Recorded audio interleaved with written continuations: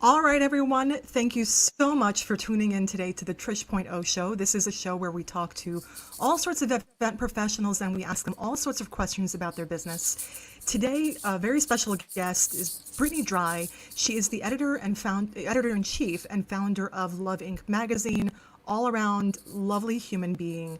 And let's go ahead and get her straight on the line. Brittny, how are you? Hi, I'm good. How are you? I'm well.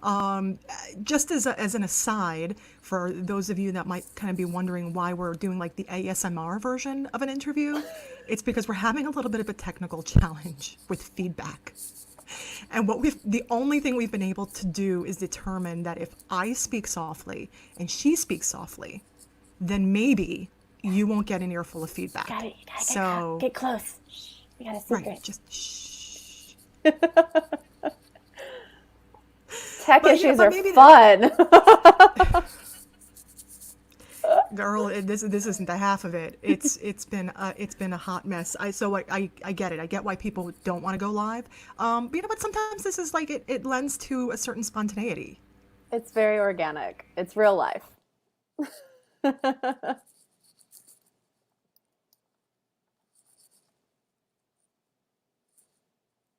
Oh no, you're freezing up.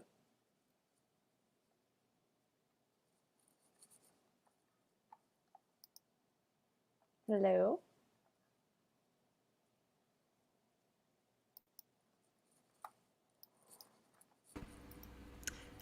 And just like that, There you go. I was like, oh we no, cut Lexi. out. We cut out just as you were saying. It's very organic, and you were about to make a point of the technical issues. And then It's then I it's real lost it. life. Then I It's lost real it all. life. It is real life. It is real life. Well, for those of you who don't know, who you are and what you do and what, how you got into the magazine to begin with, let everybody know all about Love Inc. Yeah, so I started Love Inc. back in 2013. So we're going on 7 years now. And I've always been an editor. I've always worked at, magazines or lifestyle websites as an editor. And I had a bunch of freelance clients who were wedding blogs. And I realized that everyone was talking to a bride and groom in their content. Wedding pros were marketing to brides and grooms, or it was like the resources out there for LGBTQ plus couples were strictly for LGBTQ plus couples. Right. And for me, I felt like when separate it, it implies that it's different, which kind of defeats this whole purpose of equality. So I really saw this void in the industry for a resource for everybody where content used gender neutral language and people of all different identities and orientations were equally represented. And that's how Love Inc. was born. So I've been doing that since 2013. We're a blog, annual print publication. We just started doing print this past issue. We were just digital Oh, and people kept asking for print. So I did print this last time and I'll continue doing so. And I have a podcast and I travel and speak and educate wedding pros. So yeah, it's definitely grown a lot over the last several years.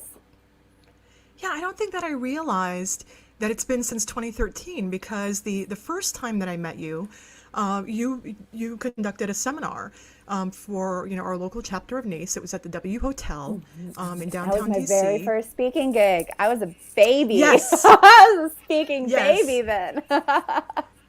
Oh my goodness. You know what? And I feel like I'm catching people like that, where because you and I saw each other in Las Vegas, Hmm. and when I caught your first speaking engagement, you were pregnant. When I Yes. caught you in Vegas, you were pregnant. So I feel like I'm bookending people, Yeah. like I'm in terms of like life cycles or milestones. Yeah. Yeah. Definitely. Yeah, yeah. It was a little bit funny where I'm just like, oh, okay, this makes total sense to me. Like I This haven't been t- pregnant for abs- 4 years, I promise. Right, right. Exactly. But when it comes down to the magazine and the messaging, I mean, certainly, what I think that what I've personally struggled with in the past, what other event pros have struggled with in the past, is that you want to convey a greater message of inclusivity. You want to create, convey that you're an ally. You want to convey all the things, but you don't want to be, you don't want it to look like you're pandering. I certainly don't want a couple to feel that way. So how, so what are kind of like, when you were making your journey, how did you get to a point where you felt comfortable with your messaging and the content? Yeah, for sure. There's definitely a fine line between being inclusive and tokenizing. And a lot of people accidentally, not meaning to, of course, but they do cross that line. And so when I was forming Love Inc., I came up with the term equality minded to kind of really communicate that you were inclusive, because at the time, like LGBT friendly was really the term that was used to communicate that you were open to working with LGBTQ plus couples. And for me, like, you shouldn't be friendly to it. It should just be a part of who you are. It should be a part of who you are as a business. And so to be truly equality minded, it's the way you train your staff, the language that you use, the imagery that you use consistently. You can't just throw up a picture of a same-sex couple and call it a day. That might have been okay a few years ago, but it's not anymore. People are really looking for you to, be completely inclusive in all your marketing, in your communication, just everything about your business. Yeah, and I think that from a personal note, the way that I have been able to secure the business of LGBTQ plus couples is by making sure that I'm asking, making sure, I guess, that the questions that I'm asking are again, it's not tokenizing. I'm not, sort of, diminishing, anyone's particular role and what's happening, and I generalize, Exactly. the questions. Yeah, you have to I'll ask questions, open-ended questions and not make assumptions and put these societal gender roles. A lot of people do that. I see that a ton, especially with lesbian couples. If one is more masculine center, they automatically want to put that person in this groom male role, whether it's photographers or planners, whatever it may be. And you don't know their relationship dynamic. And I mean, I would say for any couple, even if it's a hetero couple, like you don't know their relationship dynamic. So you never want to just place these societal assumptions on your couples, regardless of identity or orientation.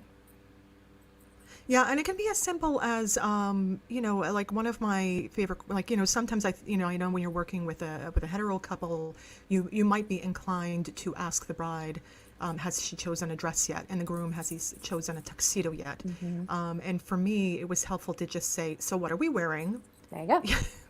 Exactly. And it's exactly those kind of questions. How do you first see your processional, instead of who's walking down the aisle first? And it's just really because it's been ingrained into our brains for so long. Like, weddings are just ripe with heteronormative traditions. So we really have to train our brains to think in these more inclusive ways that take gender out of the equation and just look at people as people and individuals and individual relationships. Yeah, and to realize that you're going to trip up, especially if it's something that is, new to your internal language. It's maybe just like a new thing altogether, and you're just like, okay, I liken it to going out into the dating world. Like, there are very few people who get that right on the first date, or on the first few partners.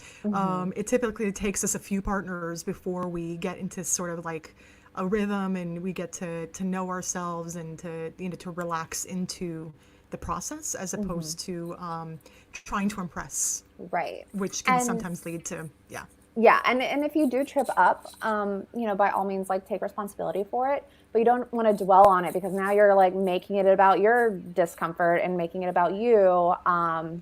So just say, I spaced, my apologies, what kind of outfit are you wearing? Or, whatever the question was, just redo it.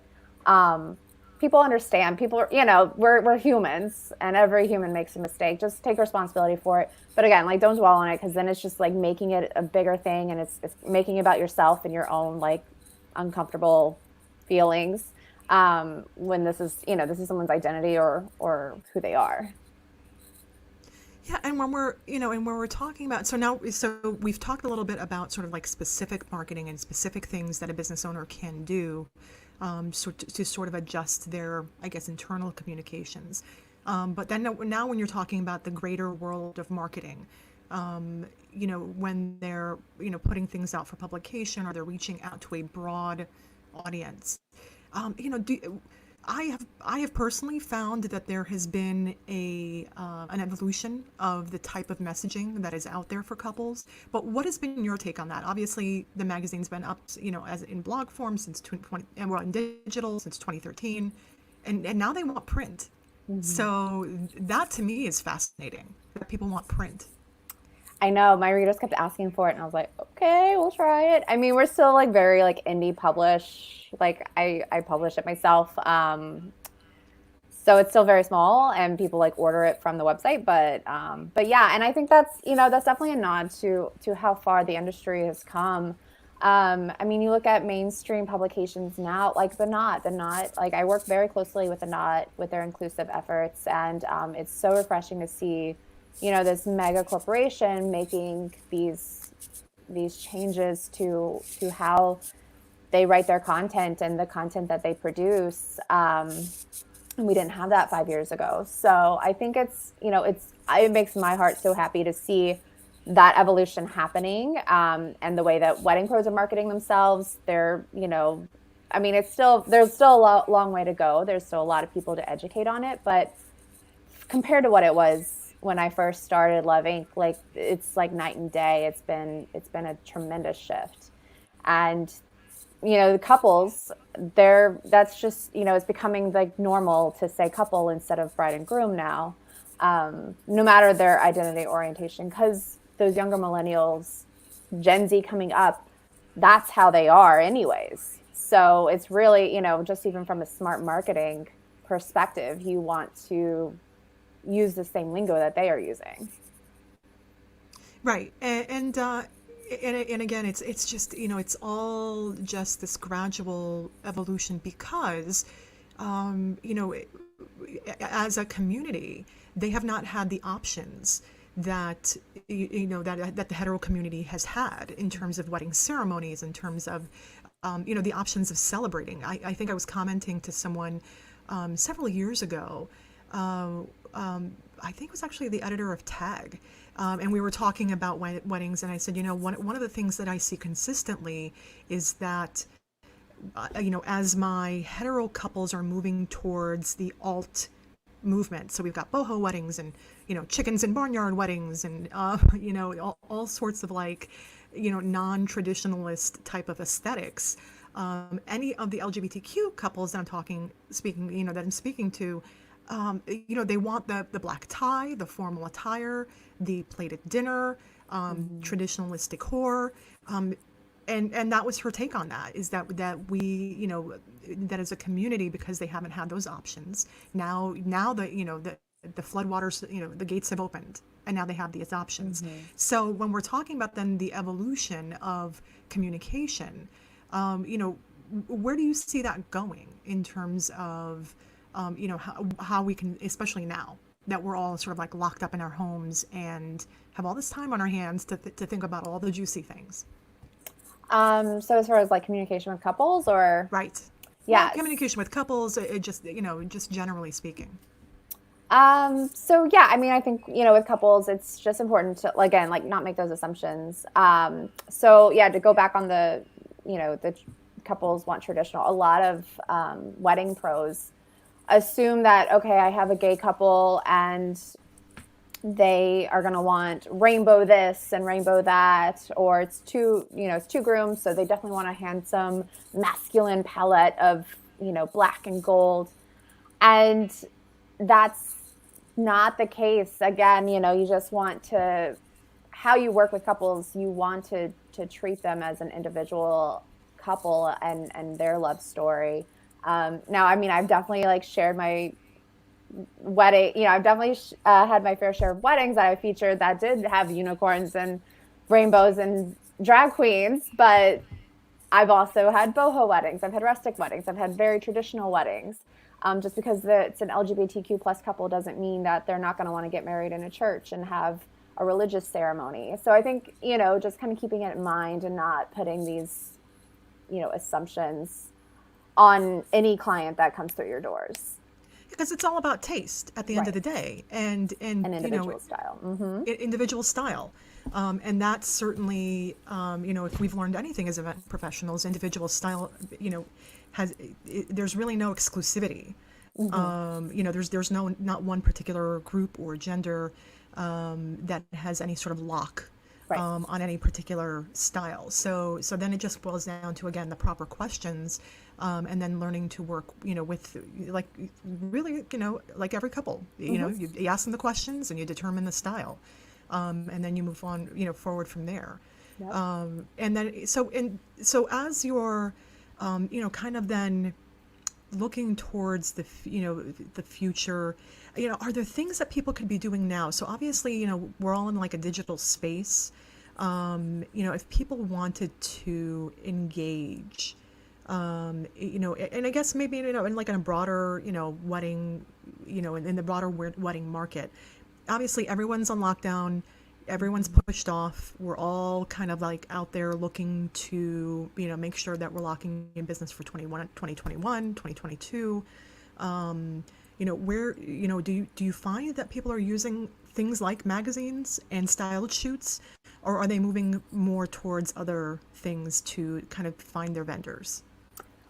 So what's interesting, I was actually just looking at my Pinterest stats the other day. A lot of people think, we're COVID, no one's planning weddings right now. And at the beginning, we definitely did see like a little bit of a dip in search terms for weddings, but that was like in February. But now it's like going up like crazy because like there's nothing else to do.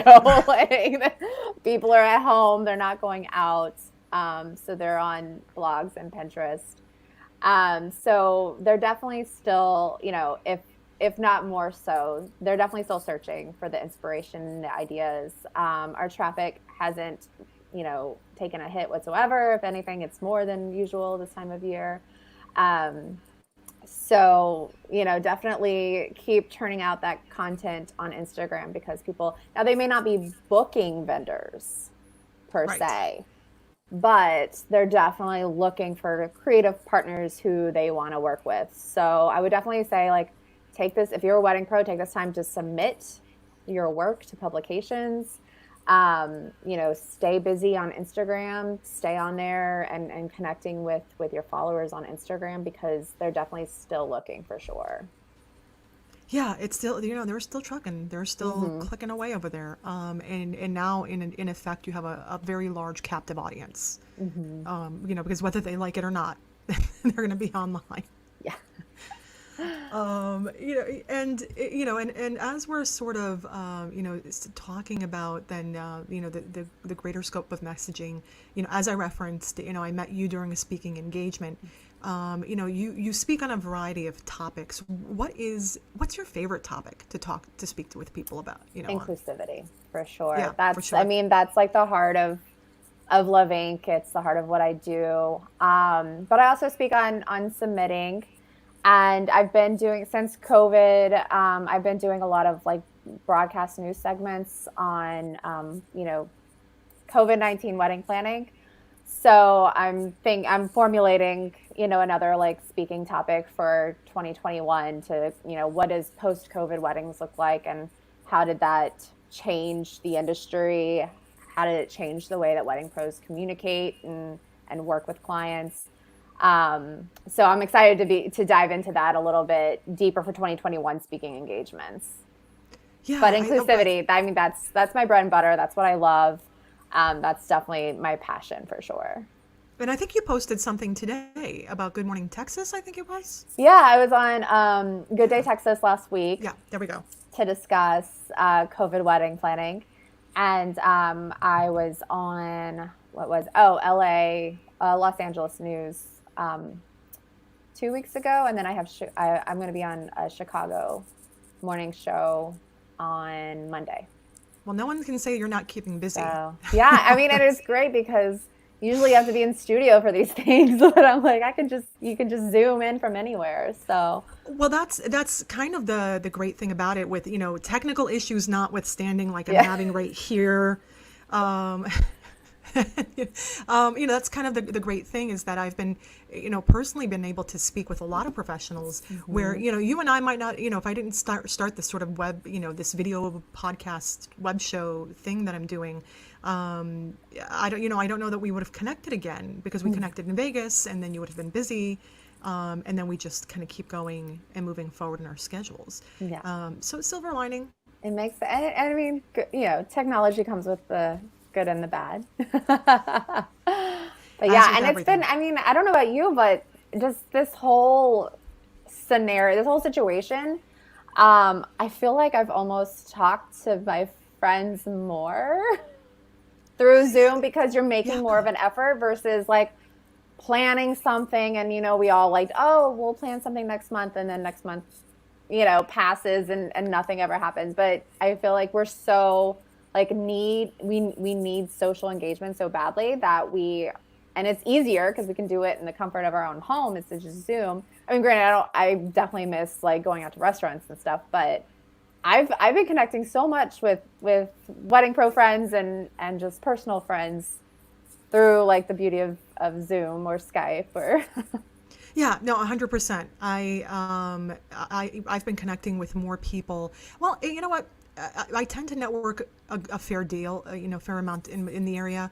What I'm having is better connection with people. I'm having more quality conversations. That makes sense. Yeah, where we're really kind of digging deep into who we are. Kind of like the show. Like we're talking about things, but we're talking about them. We're talking about the why of things. And when we're talking about, and I just wanted to actually circle back to something you touched upon, and I know that a lot of people watching this are going to be very, very interested in this topic: submissions. When people submit, let's say to Love Inc., are you the one who sees it? Do you have someone that reviews it? And is that consistent, like, for anyone that you might be submitting to? So like a Style Me Pretty or whatever. Yeah, so it really depends on the publication. I did have a submissions manager for a few years, and she's since moved on. She was great, but she's since moved on, and I've just been doing it myself since then. So it is me, and it's my eyes, and it is me sometimes declining. Sorry. You only have but so much space. I know, and I get so many gorgeous submissions. It's I hate doing it, but I hate like declining, beautiful celebrations, because every celebration is beautiful, even though, even if the photography is not, it's still someone's love story, and like I wish I could feature them all, but every publication, is different. Some definitely have submission managers that's their main job, or assistant editors. But for Love Inc., yep, I'm reviewing each and every submission that comes through. So. Well, and of course, then the follow-up question is, when you're reviewing, are there things that we could be doing as, on our end, as a vendor end, to make that a more attractive submission for you? Oh gosh, yes. I mean, like I said, I do a whole like speaking topic for an hour on this, so try to keep it short. Gotcha. Yeah. Right. If you want all the juicy goodies, you have to book her.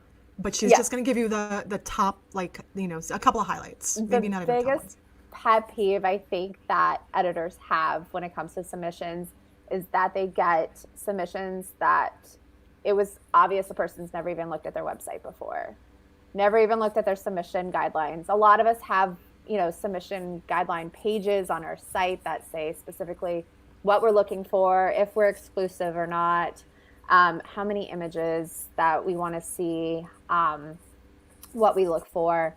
and just do that one step, and it'll really help you kind of formulate your submission and tailor it to that publication. Because I mean, when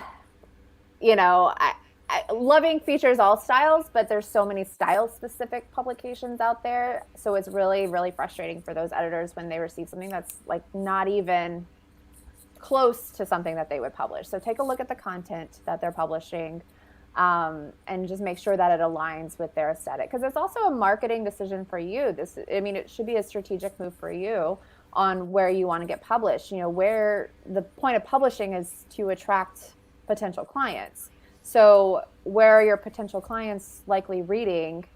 Is your style, is that the same style that you're producing? Make sure that it's aligned, because it's definitely a marketing decision for you. You want to make it worth your effort as well. But yeah, definitely take a look at the websites that you're submitting to and get to know their content. That's probably my number one piece of advice for submissions, because it's frustrating. Like for me, if I get a submission, it says, everything about Love Inc. says we are equality-minded publication, we are an inclusive publication, and I still get submissions from photographers or planners who are not open to working with LGBTQ plus couples. I'm like, did you look at our site? So it's really frustrating. But again, like, because I feature all types of styles, I don't run into it as much as some of my publisher friends do, but it's definitely the number one complaint. Well, what's fascinating about everything you've just said is, I guess, I'm having a personal moment of epiphany here, because as a lot of people who've been, as many people who've been watching know, that I'm the president of the local DC chapter of NACE, but I also serve on the national board. I was chair of the education committee, and I've served on the education committee for about 3 years now, which is the committee that takes in all of the speaker submissions. Mm-hmm.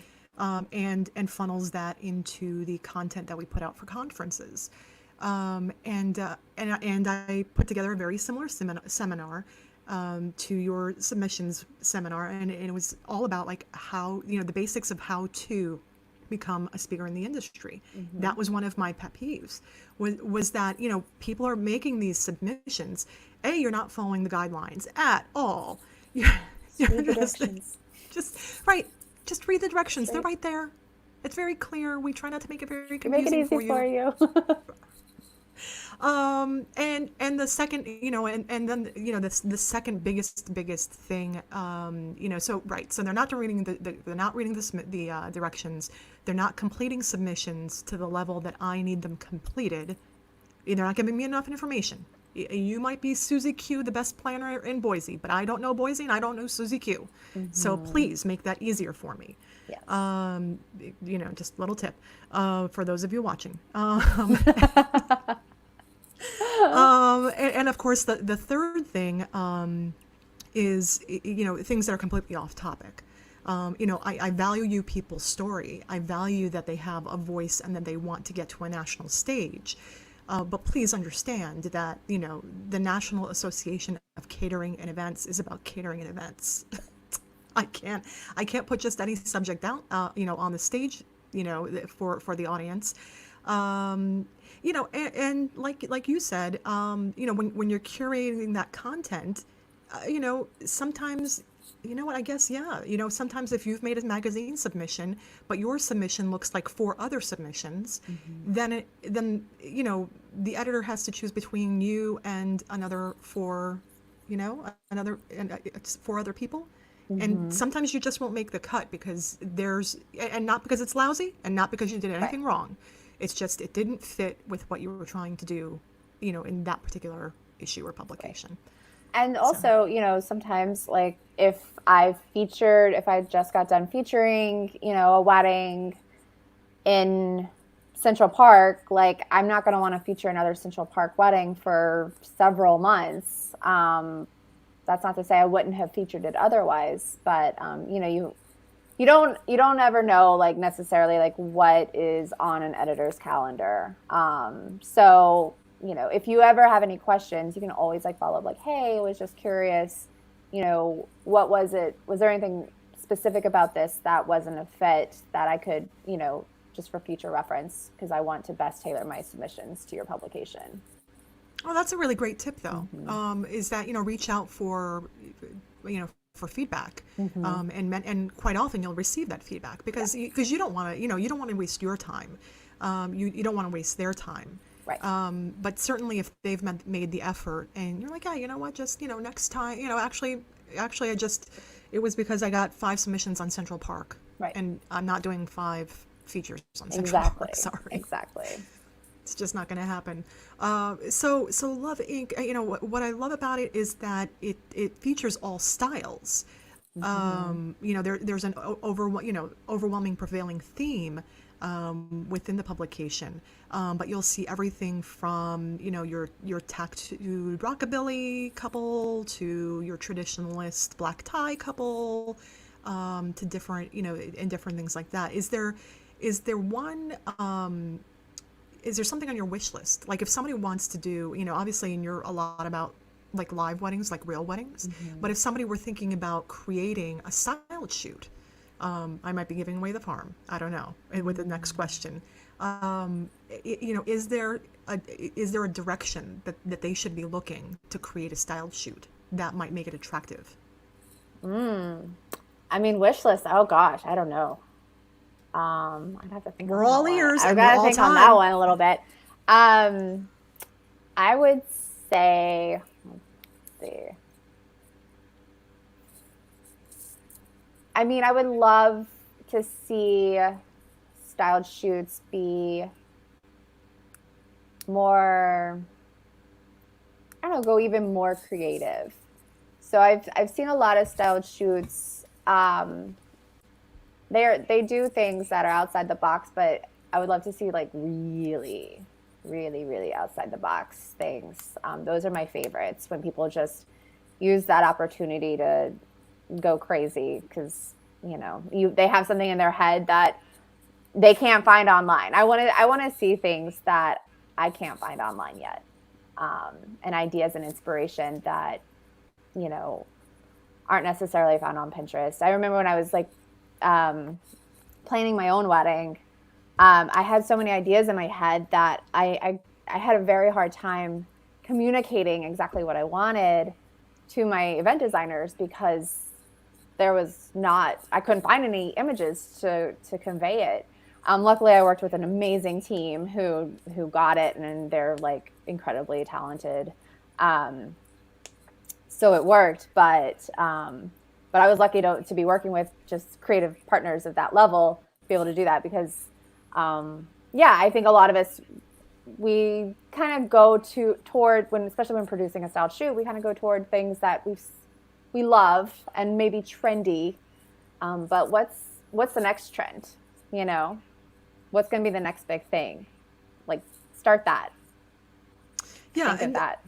Is it something that, if somebody's interested in pitching you an idea, can they, instead of like before they necessarily invest the time and effort for, like a fantasy style shoot, would it be in their interest to like pitch it to you, like with a style board, or basically you're just saying like, do it because you love it. And, and if you really love it, I'll love it too. Yeah, I mean, I've definitely had some wedding pro teams come to me and say like, look, I want to make this for your publication. I obviously can never like guarantee without seeing images. But I can always, lend like, okay, this wouldn't be a fit for Love Inc. or this would be an amazing fit for Love Inc. Like, please, keep me updated. So I think most publications work that way. As far as like for the magazine, we do all of our shoots like in-house for the magazine. So it wouldn't ever be something that is submitted to us that we put in the issues. But as far as like for the blogs, the styled shoots for the blogs, I'm definitely open to it. I think, it's good to have an idea of the publications you want to pitch to when you are dreaming up your styled shoot. But you don't know if they're going to say yes or no. And it's hard for an editor to be able to say yes or no without seeing the imagery. So they may know the photographer, they may know, oh, well, you got so-and-so shooting it and so-and-so planning it. Well, it's going to be amazing. But again, like things happen, who knows, like the light was terrible that day or model canceled and you had to, do it without models. So there's a lot of logistics that could go wrong and editors never want to guarantee placement, but we can definitely lend, our thoughts on the style direction that you're going and whether or not it's going to be a fit. Perfect. Yeah, I think that actually is incredibly helpful for people out there who, might be, sort of struggling, because certainly, as we move forward, there's going to be, a tremendous, for lack of a better word, culling of event professionals out there, and so, a lot of people are going to drop off. And many people, when they do come back, they're going to come back to reduced resources. So, they won't perhaps have the funding to do these large, marketing, editorial, beautiful styled shoots. But some might, and so this is a great opportunity to sort of, I guess, slow down, and really, think about, that bigger, Yeah, that bigger you want to picture. be intentional about it. Yeah. And I always recommend being intentional with styled shoots, regardless of, the current situation. But especially, like you said, especially now, when a lot of businesses lost a lot of money because of this COVID situation. So you want to really be intentional with your styled shoot and really make it worth it. Because, yeah, it's definitely an investment for sure. Yeah, and in terms of then sort of like the greater, when we're talking a lot about digital marketing and print marketing, so definitely imagery, when we come back, from everything, do you see like a future where we return, again, we're taking a step back, we're going to print. Could there be other things that, maybe like lessons from the past that we could be learning from? Do you see that maybe happening? I definitely think there's going to be more focus on family with weddings and just kind of like the deeper meaning of marriage and weddings. I feel like for a long time we've been kind of tied up in the details and the pretty. Um, but after, quarantining with your family or not being able to see your family for months at a time, I think it's really going to have an effect on people planning their wedding and put things into perspective. So we're going to see more of those, family traditions that may have been, whether it's the parent child dances or, the parents walking down their child down the aisle, traditions that a lot of couples have kind of like tossed aside. They're like, oh, that's not for me. They may be kind of changing their mind on that because of the perspective that they've been given over these last few months. So maybe a return to nostalgia, Mm-hmm. and it may be a return right, like you said, kind of getting to the core of why we're even putting this on, Yeah. And, as a and function. budgets are going to, people lost money and budgets are going to be affected. So whether it's smaller weddings or more simple in design, I definitely saw like kind of this shift from very elaborate, lush to kind of more clean, simple lines and designs for weddings anyways. I was kind of like seeing that shift. So I think that's going to be kind of, we'll see more of that just because like, it's more budget savvy to, less florals or more streamlined florals, more like simple elements. Because after 2008 recession, we saw like budget weddings and DIY weddings and rustic weddings. You had mason jars and burlap, all this very budget focused decor.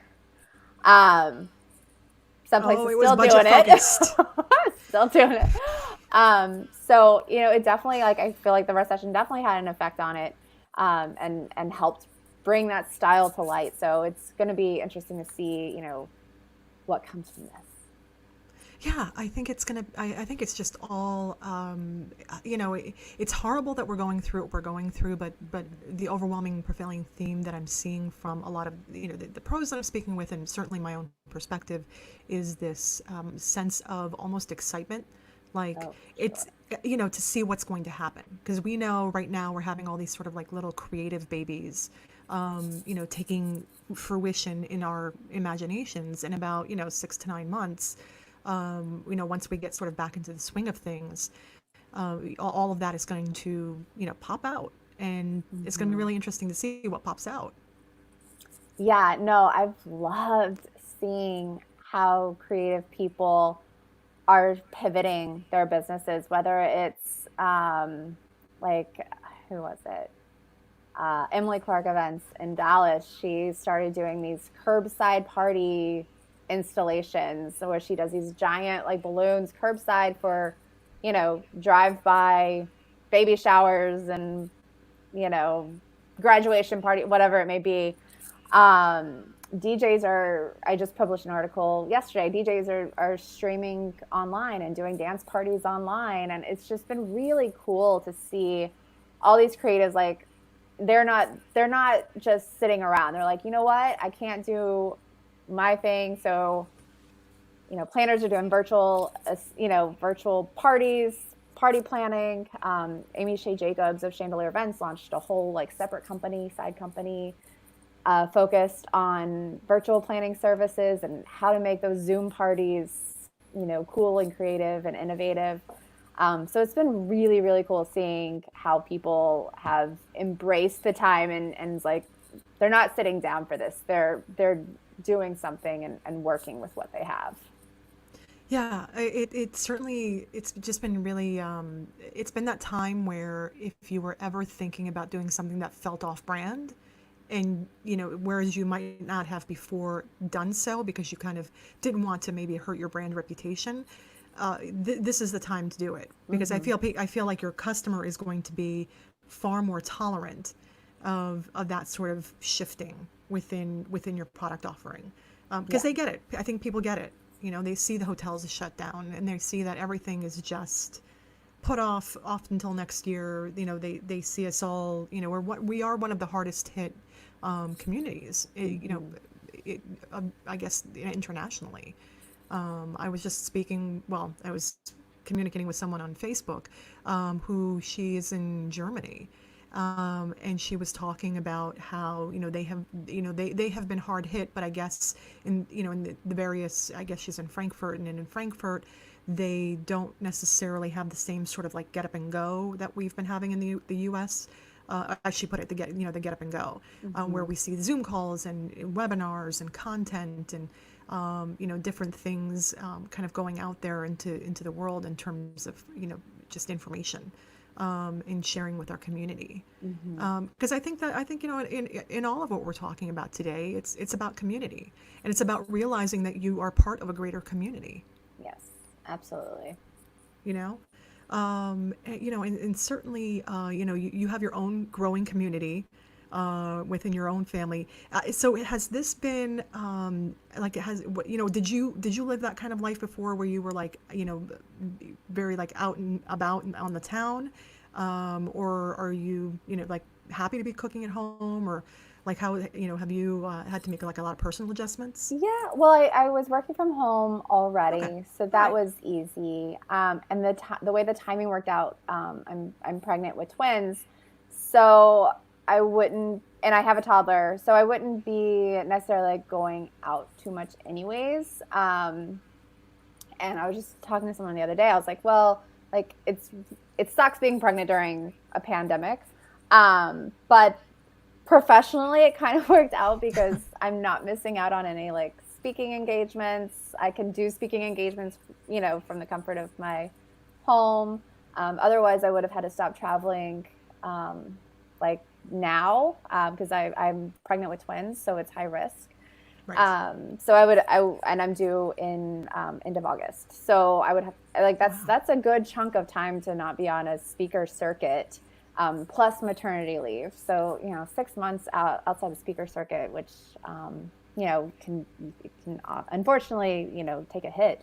but there is no speaker circuit right now, so it worked out. Yeah, that's the one thing, right? There's no FOMO. Right. Yeah, no, I have zero FOMO. I'm not like missing any parties.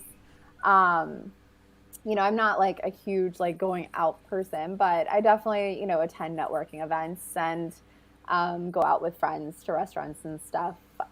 So I haven't been able to do that, but it's not like I'd be, Yeah, it's not like drinking and partying anyways. Right. So. Exactly, because I'm sure that when we were all standing in Vegas, did you go to like the closing ceremony, or did you do like a closing thing, or you just kind of like left? Yeah, I just kind of like skipped town, exited. Irish exit.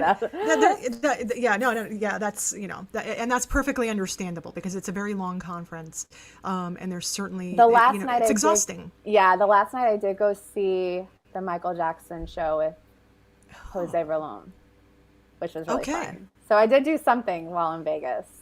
Fabulous. And I went to a couple of like networking parties, but and it was also like right. I feel like when we were in Vegas, like that's when the like shit really hit the fan with COVID. It is right, because that's where I'm getting to. Is it feels like that was the last hurrah. Last hurrah. So I feel like that was like, we were just told to wash our hands really well and disinfect. Like that's the point of where we were. So I was don't touch anyone. Yeah. So I was being like a little conservative and not doing too much outside of, the conference itself. So I didn't like, do too many networking things or anything, but I definitely did some and Purell. Yeah. Right. I know. And that's the reason that I ask, is because I have heard from multiple people where they just kind of, they either felt it at that moment or immediately after, like, wow, that's just going to be the last one for a while. Yeah. I mean, I feel like if that conference was a week later, it would not have happened. No. Like, because they shut down Vegas the day we left. Yes. It's crazy. I got calls. They were like, "Are you still in Vegas?" I'm like, "Nope. We left. We all left town as a group, as a conference group, and they shut it down." Yep, closed down Vegas. Yeah, but of course, like only catering pros, like and event pros, could be the ones to shut down Vegas, right? I felt there was something very poetic. It is. I'm like, well, this makes a lot of sense. Yeah. Alrighty. Well, Brittny, thank you so much. We're getting we're getting closer to the hour. But I did I did want to ask you that my one final question, and I will actually have to expand that, because my final question is usually when we all come back and we can do whatever we want, where are you going and what are you eating?